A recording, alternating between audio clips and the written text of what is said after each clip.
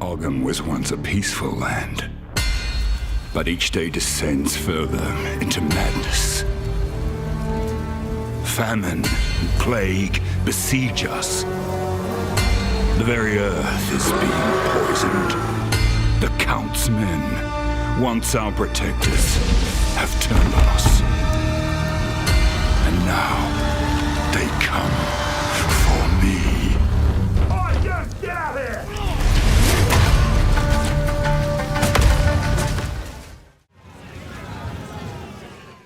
Awakening, bound by our hands and neck, we find ourselves standing on the gallows on a rainy night. Apparently one of 6 poor souls about to meet the hangman's rope, a victim of the Mad Count's so-called justice, as we hear. Foundling! It is a pity to see you like this. You arrived on our shores a whipped and broken child. Our people made you strong. How were they repaid? Sedition and lies! Speak now if you choose. With our last words apparent, we proclaim, as a warrior of Ogham, I wanted very little for myself. A forge, a bed. They took that all away when they burned down my home. Give me one good hammer, they will find that there is nothing more dangerous than a man of peace roused to war.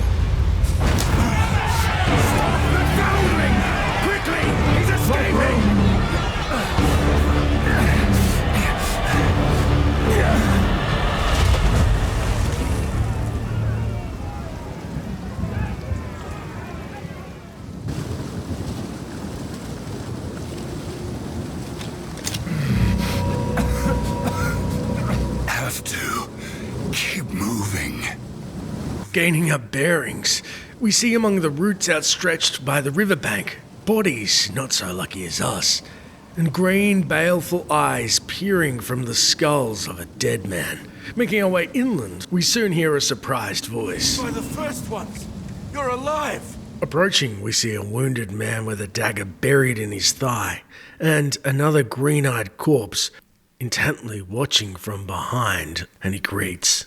I'm glad to see another living soul. The miller went off to warn Clearfell about a strange sickness plaguing our men. I was fixing to go after him, till that bloody thing got to me first. Now, all those who drowned in the flooding, suddenly they ain't so dead no more. I would appreciate it if you could...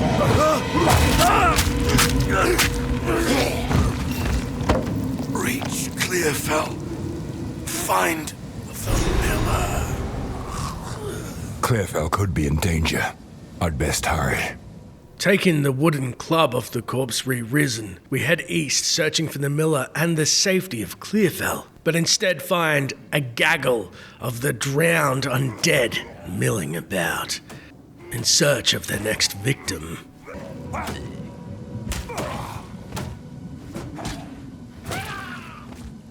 We also learn it's not just the undead that plague the land, but luckily a large chest is washed ashore.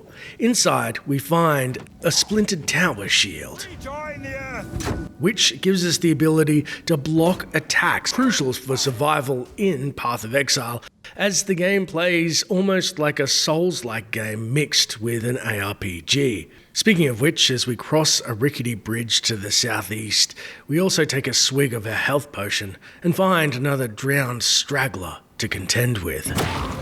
Just a stone's throw away, through the dead forest, we find another large container that houses a skill gem. This might be just what I need.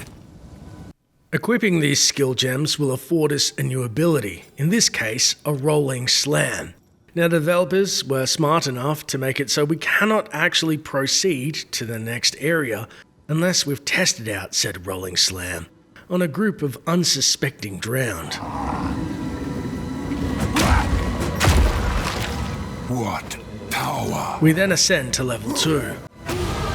Tempered by victory. However, before we can celebrate and spend our afforded skill point, we must first survive this encounter with porcupine crabs that prove that we need to dodge and to block enemies' attacks, otherwise succumb to them quite easily. Path of Exile 2 quite famously boasts an insanely intricate skill tree, as you can see, more of a web. But for now, we're just going to focus on damage and up our melee damage by 10%. Heading east, skirting along the river, we find a waypoint, lights as we approach. We then see we're coming upon the gates of Clearfell, and a grisly scene unfolds. Foundling! We need your strength! Brannock? Is that you? With the town under siege, we're forced to face the bloated undead Miller. We're then taught the invaluable ability of dodge, as the combat is designed to have you avoid most attacks and block them if you can. However, some attacks are unblockable. Continues. We use a ground slam to bash the beast's gelatinous brains to goo as he flails, falling and summoning his minions in a final desperate effort.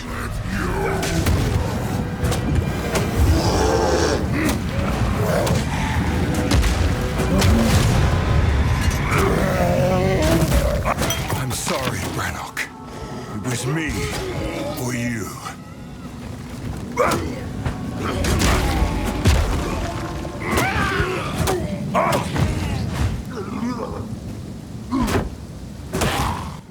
As Brannock lies dead, we scrape up the valuables off his body, including what looks like a repurposed branch from the flood, turned into a two-handed felled great club, which when identified we learn is powerful in attack and speed.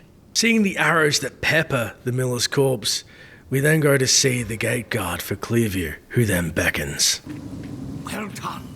Please come inside. We then dutifully enter the encampment that looks like its defences are comprised completely of driftwood. As we cautiously enter the organic Clearfell encampment, we stop dead on a nearby bridge, seeing a familiar face exclaiming, Father, you're alive.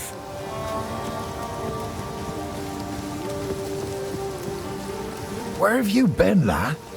I've been worried sick. I looked for you everywhere after those soldiers came for you, but when I found neither hide nor hair, I had to believe, well, it's a good thing you managed to escape the Count's justice. Let's just say that. It seems the first ones have graced us with fortune. We could sorely use your strength in these dark times. We then receive a single skill gem as our reward for the task, and the old man continues. There's a beast of particular dark power stalking us out in the felling. It moves unseen under the dirt and attacks without warning. We can't leave the walls to find food, and I've been unable to corner and slay the beast myself. Now, if you could channel your violence against this devourer, as Finn calls it, we'd be indebted to you.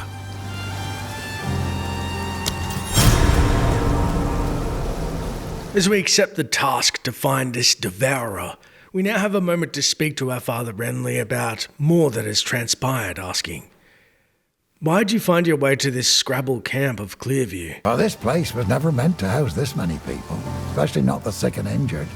But there's nowhere else to go. The monsters creeping out of the forest keep us locked within these wooden walls, and the Count's tyranny has made outlaws of everyone here, so nobody's coming to save us. I don't have the heart to tell the others I don't see a way to survive this. I put on a brave face, but it's the truth. What happened to that poor miller? It's a shame what happened to old Brannock. He was a kind man in life, but I can't say I'll miss the creature he became. Oh, he tried to batter his way in for 5 full days. Once he rose again, well, we thought we were done for. But then you came along, and I'm glad you did. And what do you know about this part of Ogham? This part of Farrell has been a fair home for many an Esamite generation. The clans didn't always get along, but we had to settle our feuds when the Eternals laid their savage boot upon us. We weren't able to take part in the Bloody Flowers Rebellion, but we had our share of conflict with them here. Their ruins run over the top of ours, fighting a silent war in stone. The Count must die for what he has done to us. Thus concludes episode 1 of this series. Let me know if you're interested in more by commenting your thoughts below. And as always, thanks for watching. And until next time, traveler.